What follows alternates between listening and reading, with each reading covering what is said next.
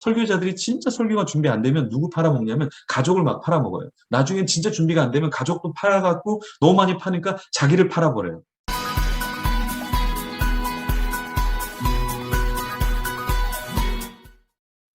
자, 그러면 우리가 설교를 준비할 때 묵상이 중요하다고 했는데 두 번째는 뭐냐면 기도를 우리가 해야 되죠. 설교와 설교자, 마틴 로이 존스 목사님 이렇게 얘기하시죠. 준비 없이 설교하느니 벌거벗고 설교하겠다. 설교의 기술보다 설교자를 더 많이 준비시켜야 한다. 설교 원고의 준비보다 영적인 준비를 훨씬 더 강조한 내용이에요.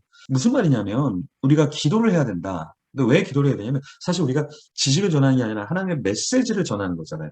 논리적인 것도 정말 필요하죠. 근데 논리보다 더 중요한 것이 무엇입니까? 성령의 임재죠. 그래서 우리는 기도를 하면서 설교를 준비해야 하고, 설교를 준비하고, 기도하고. 이런 분들이 있어요. 막 찬양하고 있는데 막 설교를 막 작성하고, 설교를 막 수정하고, 설교를 보는 분이 있어요. 뭐 가끔은 그렇게 할 수 있지만 매주 설교하는데 설교자는 설교만 준비하고 찬양은 찬양대로 가고 기도는 기도대로 가고 나는 그냥 설교에 파묻혀 있고 이게 아니라 찬양할 때 같이 기도하면서 하나님 오늘 주실 은혜를 사모하면서 같이 기도하는 게 훨씬 더 우리에게 필요하고 좋다라는 것이죠.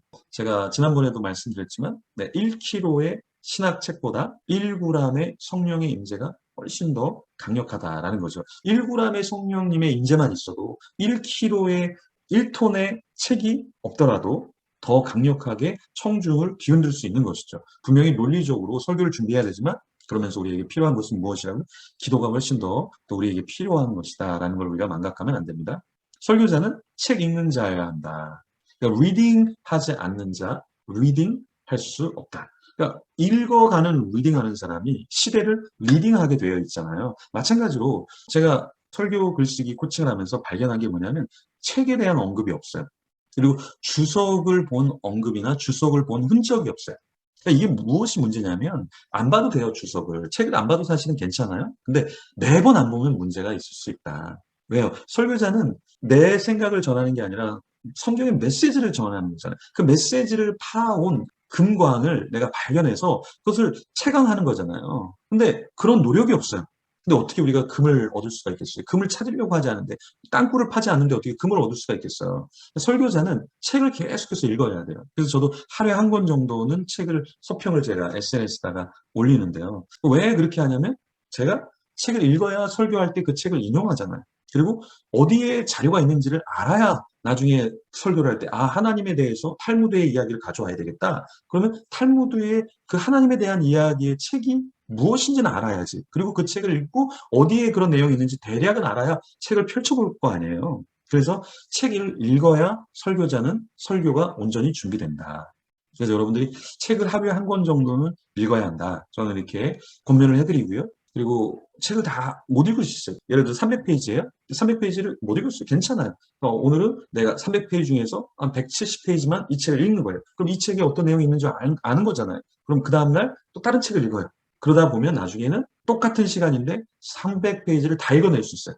속독이라는 게 있는데 그 속독이라는 건 눈을 빨리 움직이는 거라고 얘기해요. 그건 다 뻥이에요, 여러분. 가짜예요. 제가 책을 이렇게 쭉 읽어보니까 속독은요, 눈을 빨리 돌린다고 되지 않아요. 예를 들어서 성경을 모르는 사람이 눈을 굉장히 빨리 돌려요. 근데 성경을 딱 읽어요. 창세기를 읽어요. 로마서를 읽어요. 눈을 막 굴려요. 읽어질까요? 안 되죠. 왜 안 되는지 아세요? 책의 내용을 모르는데 기본적인 지식이 없는데 성경 지식이 없는데 어떻게 그 로마서가 읽혀지겠어요? 철학을 하나도 공부 안 한 사람이 철학책을 눈을 빨리 돌린다고 칸트의 실천 이성 비판, 순수 이성 비판, 판단력 비판 이런 거를 이해할 수 있을 것 같아요? 안 돼요. 제가 이제 헤르만 바빙크의 책을 읽고 충격을 받았어요. 아, 책이 되게 얇은데 읽혀지지가 않는 거예요. 그래서 제가 그 책을 읽은 뒤로 철학책을 많이 읽고 정리를 하기 시작했는데 그러면서 세계관에 대해서 특히 이제 현대 철학자에 대해서 조금 더 정리를 해야 되겠다라는 다짐을 하게 됐는데 얇은 책이라도 내가 칸트에 대해서 헤겔에 대해서 니체에 대해서 마르크스의 사상에 대해서 모르면 이게 무슨 이야기를 하는 건지를 간파를 잘 못해요. 그래서 우리가 책을 읽어야 사실은 속독이 가능한 거예요. 눈을 빨리 돌린다고 책을 빨리 읽는 게 아니라 한 주제에 관련된 거, 예를 들어 하브루타에 관련된 책을 제가 다 이렇게 구매를 하고, 뭐 코칭에 관련된 책들, 뭐 설교에 관련된 책들도 쭉 다 구매를 해서 갖고 있는데 이런 책들을 읽잖아요. 그러면 반복되는 내용들이 있어요. 한 10권 정도 읽으면 나중에 다른 책들은 그냥 술술 읽힙니다. 왜 그러냐면 반복되는 내용들이 있거든요. 이렇게 기본적인 개념이 있잖아요. 그걸 이해하면 그다음부터 책은 되게 빨리 읽혀지게 된다라는 거예요. 그래서 저는 속독이란 건 없다. 책을 많이 읽다 보면 거기에 관련된 내용들을 많이 알기 때문에 빨리 읽혀지는 것이지 눈을 빨리 돌린다고 해서 속독이 되는 것은 아니다. 읽다 보면 그냥 많은 내용들이 덩어리로 다 알기 때문에 쭉 읽어져 가게 되는 거죠. 그래서 신학책 같은 경우는요. 계속 신학책을 봤던 목회자들, 신학자 같은 경우는 신학책이 쉬워요.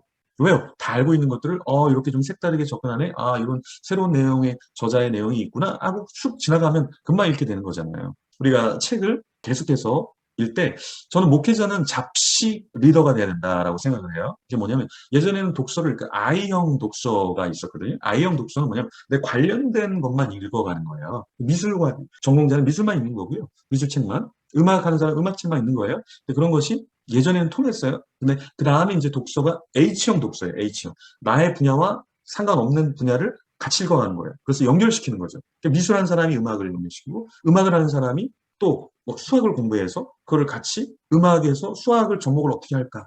또 디자인을 어떻게 접목을 할까? 또 인문학을 어떻게 접목을 할까? 이렇게 H형 리딩이 네, 아주 좋은 리딩으로 되었죠. 그 다음에 리딩이 뭐냐면 X형 리딩이에요. X형. X형은 뭐예요? 마구잡이 리딩이에요. 마구잡이로 읽어라 그래도 내가 읽고 싶은 책이 있고 내가 전공하는 책이 있어요. 그래서 그것을 놓지는 못해요. 그렇지만 X형을 추구하면 내가 기본적으로 읽는 책 말고 나랑 전혀 관련 없는 책, 천문학 책을 읽고 과학책을 읽고 자연책을 읽고 타 종교의 책도 읽어보고 그러면서 설교나 어떤 인문학적인 지식을 우리가 늘려가는 것. 이런 설교자가 설교를 제대로 준비하는 거다. 그러니까 설교는 한두 시간 준비해서 만들어지는 게 아니라 사실은 긴 세월 동안 10년, 20년, 30년 그 이상이 주어졌을 때 설교가 풍성해지는 거죠. 그래서 설교를 잘한다? 20대 설교를 잘할 수 있어요? 30대 설교를 잘할 수 있어요. 근데 오히려 50대, 60대 설교자가 훨씬 더 깊다라고 얘기하죠. 왜요? 인생에 많은 걸 겪었잖아요. 그리고 책도 많이 접했잖아요. 그리고 설교도 많이 해봤잖아요. 그러니까 뭘 끊어내야 될지, 뭐를 집어넣어야 될지, 뭐를 살짝 언급하면서 풀어가야 될지를 아는 거잖아요. 그래서 일단 우리가 풍성한 설교자가 되기 위해서는 책을 읽는 자가 돼야 된다는 거죠. 헤르만 바빙크는 이런 얘기를 했어요. 설교단에서 엉뚱한 소리를 하지 않으려면 열심히 연구하고 확고한 지식을 갖추며 참된 학문을 배우라. 연구하고 지식을 갖추고 학문을 하지 않으면 강단에서 하는 것들이 다 엉뚱한 소리로 들릴 수 있다는 거예요. 아유, 진부한 소리 또 하고 계시네. 그리고 설교자들의 예화는 성도들이 다 기억해요. 성경은 기억을 못하는데 예화는 다 기억하니까 너무 반복되는 예화도 조심해야 돼요. 근데 왜 반복할까요? 연구하지 않으니까, 지식이 없으니까, 학문을 배우지 않으니까 맨날 똑같은 얘기를 하는 거예요. 그래서 설교자들이 진짜 설교가 준비 안 되면 누구 팔아먹냐면 가족을 막 팔아먹어요. 나중에 진짜 준비가 안 되면 가족도 팔아갖고 너무 많이 파니까 자기를 팔아버려요. 이 설교가 준비 안 되면 내 간증, 가족들의 이야기가 마구마구 나와요. 근데 설교를 준비를 많이 하면 신학자의 이야기, 어떤 책의 이야기, 어떤 사람의 이야기, 시의 이야기, 철학의 이야기, 인문학의 이야기 이런 게 막 나와요, 사실은. 그래서 엉뚱한 소리 하지 않으려면 우리 연구하고 지식을 갖추고 학문을 배워야 한다. 네 번째, 성경 하브루타 코칭을 제가 하고 있는데요. 그러니까 우리가 이제 성경을 볼 때 헬라식으로 많이 분석하고 비교해요. 근데 굉장히 이지적이죠. 근데 사실은 이 성경은 어떻습니까? 말씀은 경외해야 되죠. 그리고 말씀을 상고하고 그리고 나누는 게 중요한데 자꾸 비교 분석만 하는 거예요. 그리고 끝. 이건 이렇습니다. 이렇습니다. 뭐 신학자가 이런 얘기를 합니다. 뭐 철학자가 이런 얘기를 합니다. 거기서 끝나면 안 되고 그 말씀을 분석하고 비교하는 것도 필요하지만 히브리적인 말씀에 대한 자세는 그 말씀을 경외하는 거죠. 그 말씀을 묵상하고 상고하고 그 말씀을 내가 느낀 거를 나누는 거죠. 그래서 우리 목회자가 표적 설교하면 듣는 사람 되게 힘들어요. 그죠? 왜 나를 이렇게 목사님이 그러면 이렇게 느껴지잖아요. 근데 목회자가 느꼈던 자기 자신을 찔렀던 그 말씀을 나눌 때는 청중들이 다 알아요. 아, 목사님이 저 말씀에 저렇게 반응하시다니. 와, 저렇게 나도 회개해야 되는데. 아, 저렇게 나도 하나님 앞에 엎드려져야 되는데. 이게 은혜가 돼요, 오히려. 당신들은 문제야. 당신들은 다 신앙생활을 안 하고 있어. 이렇게 하는 것이 아니라 비교 분석하고 지적하는 것이 지적인 설교가 아니라 나를 말씀 앞에 비추어서 저도 이렇게 부족합니다. 저도 이렇게 연약합니다. 이렇게 하나님이 저에게 은혜를 주셨는데 저는 정말 은혜를 받은 사람입니다. 이렇게 말씀을 대하고 전해야 된다. 그래서 하브루타 코칭이라는 건 뭐냐면 성경을 하브루타하고 코칭적인 요소를 가미하는 거예요. 이 성경 하브루타 코칭도 33.3% 이상은 성경을 알아야 돼. 그리고 하브루타의 내용을 33.3%는 알아야 돼요. 그리고 코칭적인 요소를 33.3%는 알아야 돼요. 그래야 이게 성경 하브루타 코칭적인 설교와 교육과 훈련과 나눔 이런 것들을 양육을 할 수가 있습니다. 어쨌든 오늘 제가 말씀드리고자 하는 것은 설교를 준비하고 진행하고 하는 방법 중에 이 성경 하브루타 코칭의 방법을 여러분들이 사용하시면 좋다라는 거예요. 바빙크는 한 가지 자칭 똑똑한 설교자에게 한 가지 조언을 하는데요. 설교단을 학교의 강단으로 착각하지 말라 이런 얘기를 해요. 그리고 또 한 가지 지양해야 될 게 뭐냐면 너무 눈물샘을 자극하는 설교도 지양해야 한다.